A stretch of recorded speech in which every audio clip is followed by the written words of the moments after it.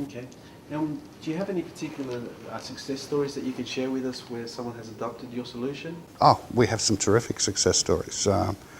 We've only brought this into Australia recently, so we have successes in the US and Europe and some emerging in Australia as well. I'll give you a couple of examples.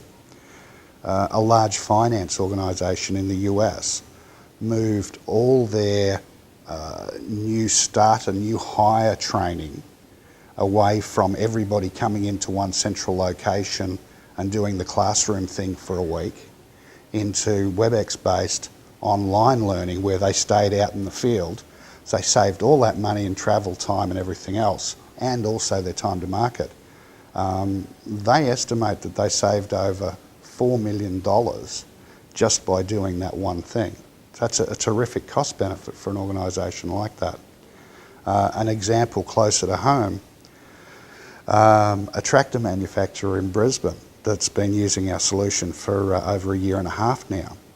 When they wanted to do a product update to their dealer channel, say in South Australia, the trainers would all fly to Adelaide, a couple of trainers would fly to Adelaide, and the dealers from all around South Australia and the Territory would fly down to Adelaide and they'd do their training in the classroom there.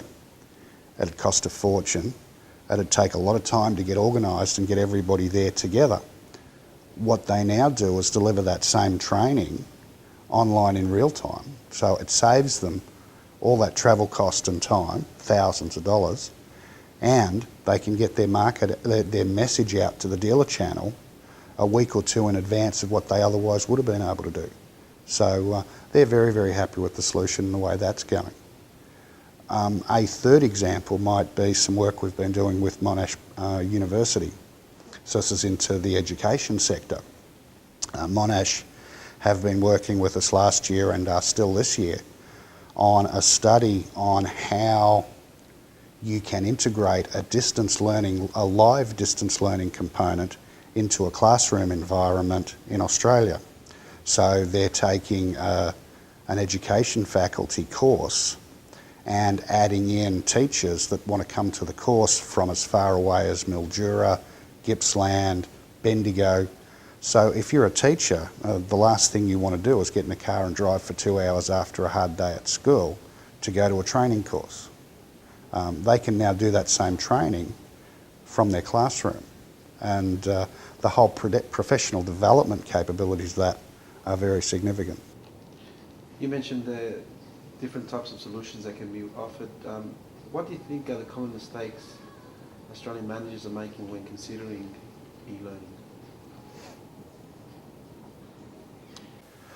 The most common mistake would be to try and fit the outcome to the tools that they've got. So without thinking through what the options are, I have a classroom, I've always had a classroom, I've always brought people into that, that's what I'm going to do, I won't consider anything else. And we're seeing that break down, but I do still see quite a lot of it. We've always done it that way, it works, that's the way we're going to keep doing it. Or we've invested in this form of e-learning, and any company that you ask will probably say they're doing a form of e-learning today.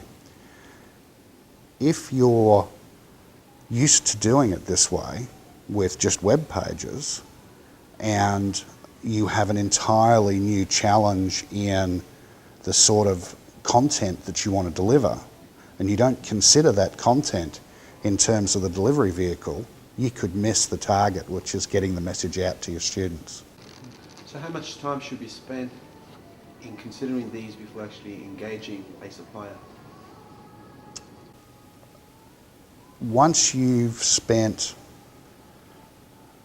at least, I would suggest, a month or 3, depending on how complex it is that you're achieving, you would need to understand what your training deliverables are for the next, say, 12 months, 2 years, and consider all the various options, and then make a technology decision on which mix of the technologies is the right one for you. But it's not a light decision that you make, because it's going to change over the next 12 months. What we know is that if you set in place a structure today, by the end of the year it's going to have changed. Your needs will have changed. Somebody in your marketing department will have dreamt up a new product. The IT department will have decided to roll out a new application throughout the company, like SAP or something like that.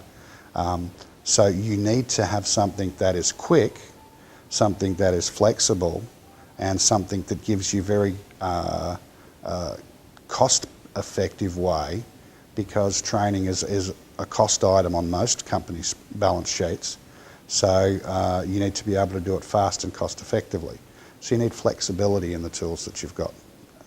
What should they have as a budget to invest in e-learning, from small end through to the high-end solution? So addressing the live online learning bit, which is the bit that we have significant expertise in, people can start an 8-port or say an 8 virtual seat classroom for as little as $3,000 a month.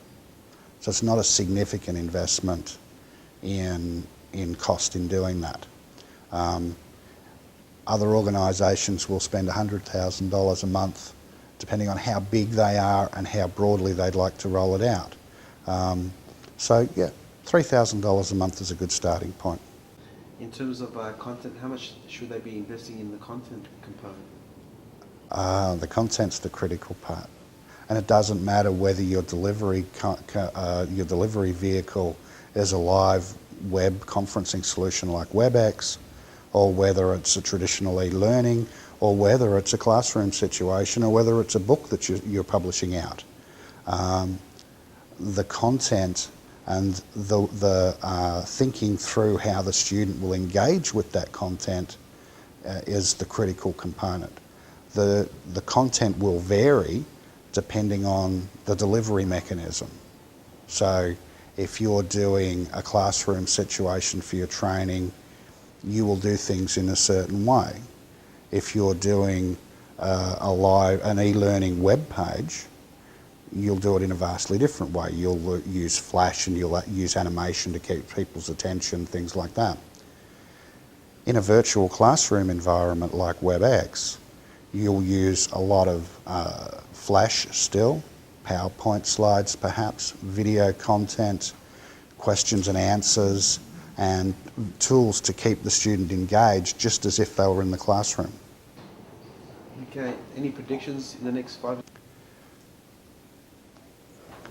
I would expect that within the next 5 to 10 years, up to 50% of e-learning in Australia is done live on the web. As opposed to? As opposed to less than 20-25%. All right, so the other